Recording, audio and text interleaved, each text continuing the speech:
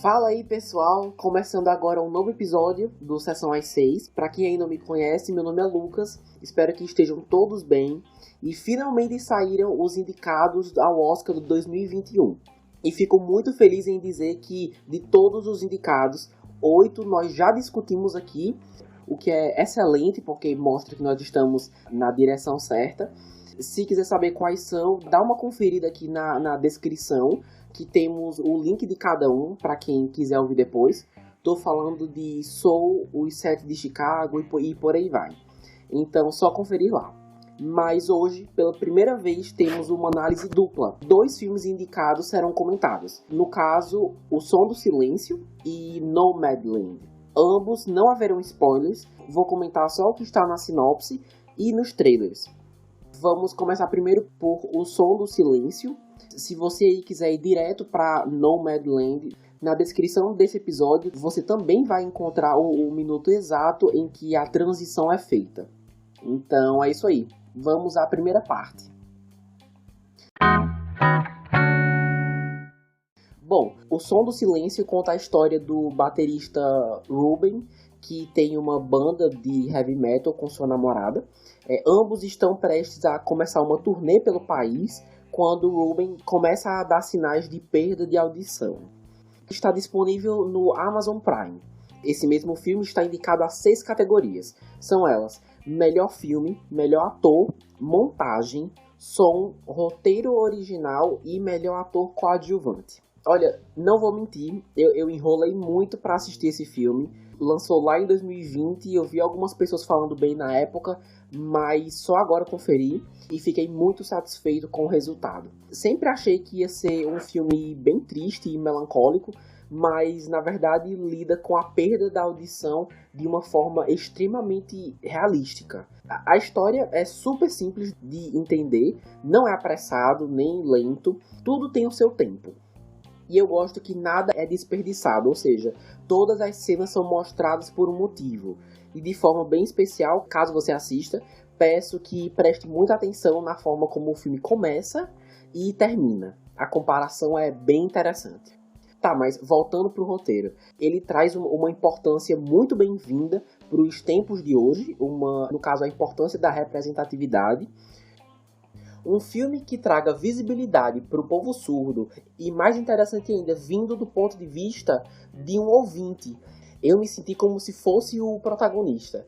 Ou seja, alguém introduzido nessa nova realidade na qual sabia muito pouco. Percorrer essa trajetória com o personagem principal é muito bom. Eu realmente senti que estava aprendendo algo junto com ele. A história também enaltece a importância de uma comunidade, a força da união e como é essencial, pelo menos, tentar entender o outro, por mais diferente que ele possa ser. Um ótimo exemplo disso é a linguagem de sinais, no nosso caso, Libras, como faria diferença na nossa sociedade se todo mundo soubesse. Também realça a importância de normalizar quem você é e se aceitar, e sem contar com os diversos dilemas morais que Ruben se encontra e que podem decidir o resto de sua vida. E o legal disso é que, como eles não dão tanta atenção sobre a causa da perda auditiva, pessoalmente acredito que fica ainda mais fácil do público se identificar. Poderia ser qualquer um de nós ali. E isso ajudou a ficar fácil me colocar na posição dele. Simplesmente não imagino como alguém que vai assistir O Som do Silêncio vai se decepcionar. A única coisa que me deixou meio intrigado, para falar a verdade, e digo da forma mais vaga possível para não contar muito da história, é que dá para perceber que há 2 bolhas na realidade do filme: a dos surdos e a dos ouvintes que vivem tranquilamente na sociedade. E eu acho que o filme deu a entender que os surdos estão no seu melhor quando estão dentro da bolha, à parte da sociedade. E assim, eu não sou surdo, não tenho muitos conhecimentos da comunidade surda, então não sou a melhor pessoa para falar disso, mas não sei o quão saudável isso é, deixar esse grupo isolado dos demais. O foco não deveria ser moldar a sociedade para estar melhor preparada para recebê-los? Eu sei que há um longo caminho até isso estar 100% concretizado, mas ainda assim acho isolamento muito radical. E repetindo, eu não sei o quão saudável isso deve ser. Mas, continuando, como é uma história que protagoniza o som ou a sua ausência, digo que a sonoplastia usada aqui é muito boa. Não é à toa que está indicada na categoria de melhor som. Esse é um ótimo exemplo de menos é mais. Não tem nada de sensacional, não é absurdamente inovador, mas a sua beleza, digamos assim, está na própria simplicidade, na maneira como o som e o silêncio tomam conta de múltiplas cenas. E eu amo que elas tenham uma certa carga na história. O som faz com que os personagens não precisem nos contar muita coisa.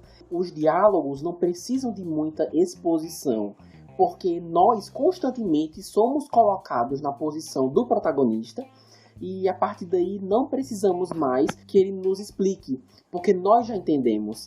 Então a beleza disso está na sua simplicidade e isso é feito incrivelmente bem. Estou falando isso também porque quantos filmes por aí que só nos contam alguma coisa e nunca mostram. Aqui eles mostram, no caso nos deixam ouvir, né? Muita coisa e essa escolha deixa tudo mais dinâmico. Eu recomendaria, caso não tenham assistido ainda, assistir com fones de ouvido. No meu caso, deixou minha experiência bem mais imersiva.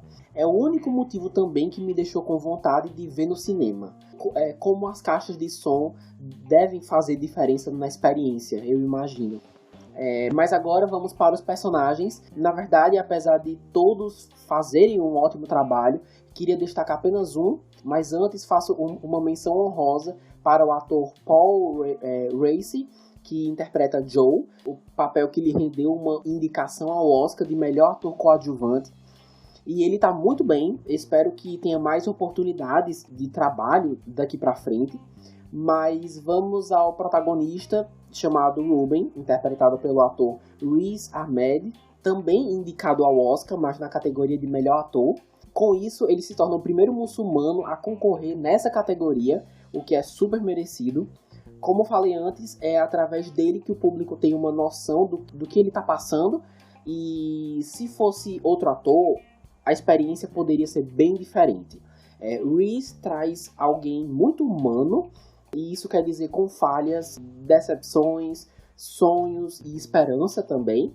E sua performance em nenhum momento pareceu exagerada ou forçada para mim, muito pelo contrário, tudo muito compreensível. É uma daquelas indicações que eu, pelo menos, não esperava, mas que fico feliz que aconteceu, sabe? Não sei se vai ganhar, mas espero que depois disso ele também tenha muitas atuações marcantes aí no futuro.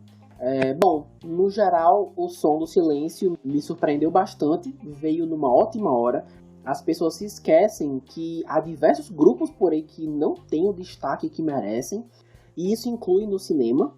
Então é bom ver filmes excelentes como esse fazendo a diferença, e melhor ainda, como disse antes, quando isso é feito pela visão de alguém de fora, alguém que não tem muito conhecimento no assunto, assim como muitos de nós. Recomendo demais, super merecido as indicações. E assim vamos chegando ao fim da primeira parte do episódio, finalizando a análise de O Som do Silêncio, ou Sound of Metal, já disponível na Amazon. Bom, agora vamos dar início à segunda parte, comentando Nomadland, filme que também marcou presença em diversas categorias. Então bora lá.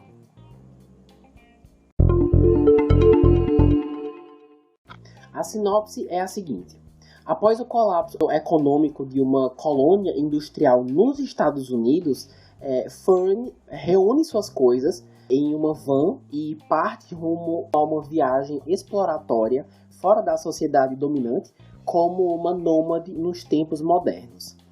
É dirigido, escrito e editado por Chloe Zhao, e indicado também a 6 categorias: melhor filme, melhor atriz, melhor fotografia, direção, montagem e roteiro adaptado. Esse é outro filme que eu enrolei bastante para ver, mas dessa vez o resultado foi outro.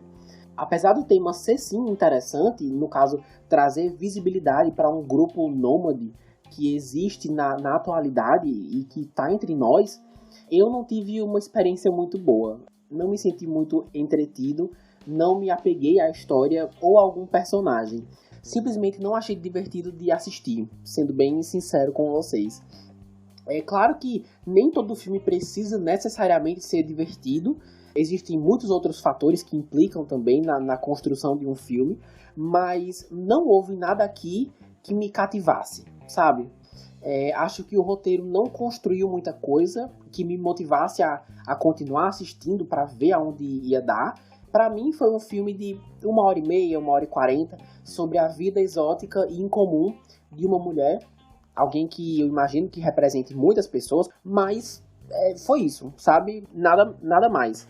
Mas se tem uma coisa que dou crédito, foi a habilidade de enaltecer um grupo que, sinceramente, eu nem sabia que existia, e mostrar como muitos passaram por momentos super conturbados e que impactaram na sua escolha de estilo de vida atual. E como alguns usam esse estilo nômade para conhecer mais o mundo e se conhecer pessoalmente, sabe? Usar isso também como uma jornada pessoal. Mas agora indo para os personagens, na verdade aqui, no caso é a personagem, no caso a protagonista, Fern, F-E-R-N, interpretada pela atriz Frances McDormand. Ela tá bem aqui, não achei nada excepcional, mas isso principalmente porque o primeiro filme dela que eu vi foi 3 Anúncios para um Crime, elegível ao Oscar de alguns anos atrás, que inclusive lhe rendeu seu Oscar como melhor atriz. E assim, esse filme é simplesmente um soco no estômago, e ela faz uma personagem super temperamental, com uma personalidade muito forte. E uma vez que você vê a sua atuação naquele filme, fica difícil no caso em Nomadland, ser tão bom quanto, ou até melhor, sabe? Tô querendo dizer que, apesar dela fazer um bom trabalho, já fez performances mais memoráveis, mais marcantes para mim, como em 3 Anúncios para um Crime. E vale lembrar que ela também está indicada para melhor atriz por esse filme. Gente, infelizmente eu não tenho muito o que dizer sobre essa obra, mas admiro a Chloe Zhao, que no fim das contas fez um bom trabalho na direção e está sendo bem reconhecida por isso. E não vejo a hora de vê-la dirigindo seu próximo filme, no caso Os Eternos, da Marvel. Curioso para saber como ela vai aplicar seu estilo bem único de fazer filmes, pelo que eu tô vendo, e aplicar em um universo de heróis. Nomadland não é pra mim, porém eu vi que muita gente amou e isso é ótimo. Quer dizer que tem um público, que tem uma audiência gerando engajamento, mas eu simplesmente não faço parte desse grupo. E assim, finalizo mais um podcast. Nomadland estará disponível nos cinemas em abril. Próxima semana vamos dar uma pequena pausa nas análises do Oscar para falar do Snyder Cut, a nova versão da Liga da Justiça, que até onde eu tô vendo está sendo bem aclamada. Mas depois disso continuamos nossa programação de análises duplas dos indicados. E para ficar por dentro de tudo isso, recomendo que me siga lá no Instagram, @sessãoas6, para saber quando um episódio está disponível. E também compartilhe para um amigo que assistiu algum desses filmes e acha que vai gostar dessa edição. Mas eu vou ficando por aqui, nos encontramos na próxima semana e até a próxima.